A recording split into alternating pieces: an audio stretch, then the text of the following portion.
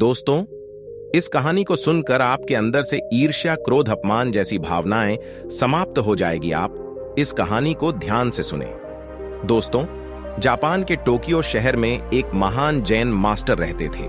वो अब वृद्ध हो चुके थे और अपने आश्रम में जैन बुद्धिज्म की शिक्षा देते थे।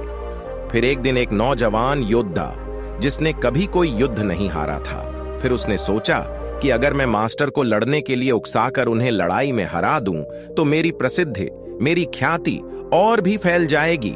और इसी विचार के साथ वो एक दिन जैन मास्टर के आश्रम पहुंचा और कहा कि कहां है वो मास्टर? हिम्मत है तो सामने आए और मेरा सामना करे। योद्धा की क्रोध भरी आवाज पूरे आश्रम में गूंजने लगी। देखते देखते सभी शिष्य वहां इकट्ठा हो गए और अंत में मास्टर भी वहीं पहुंच गए। उन्हें देखते ही वह नौजवान योद्धा उन्हें अपमानित करने लगा। उससे जितना हो उसका उतनी गालियां और अपशब्द जैन मास्टर को कहे। पर मास्टर इतना सब सुनकर फिर भी चुप रहे और शांति से वहां खड़े रहे। बहुत देर तक अपमानित करने के बाद भी जब मास्टर कुछ नहीं बोले तो नौजवान योद्धा कुछ घबराने लगा। उसने सोचा ही नहीं था कि इतना सब कुछ सुनने के बाद भी मास्टर उसे कुछ नहीं कहेंगे। फिर से एक बार नौजवान योद्धा ने अपशब्द कहना जारी रखा और मास्टर के पूर्वजों तक को भला बुरा कहने लगा।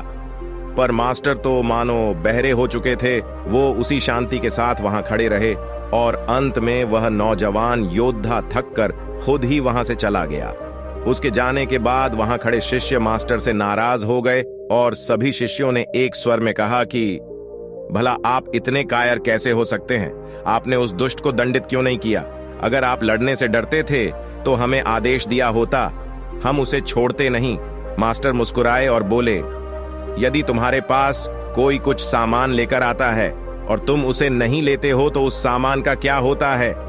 एक शिष्य ने उत्तर दिया, वो उसी के पास रह जाता है जो उसे लाया था। फिर मास्टर बोले, यही बात ईर्ष्या, क्रोध और अपमान के लिए भी लागू होती है। जब इन्हें स्वीकार नहीं किया जाता तो वे उसी के पास रह जाती हैं जो उन्हें लेकर आया था। दोस्तों, इस कहानी का सार यह है कि इस कहानी में गुरु ने यह बताया कि आप अगर किसी ईर्ष्यालु व्यक्ति से झगड़ा या बहस करेंगे तो सिर्फ आपकी शांति ही भंग होगी। उस व्यक्ति का कुछ नहीं बिगड़ेगा। अगर आप उसका साथ देंगे तो वो आप पर हावी हो जाएगा, अगर नहीं देंगे तो वो कमजोर हो जाएगा और खुद ही हार कर चला जाएगा।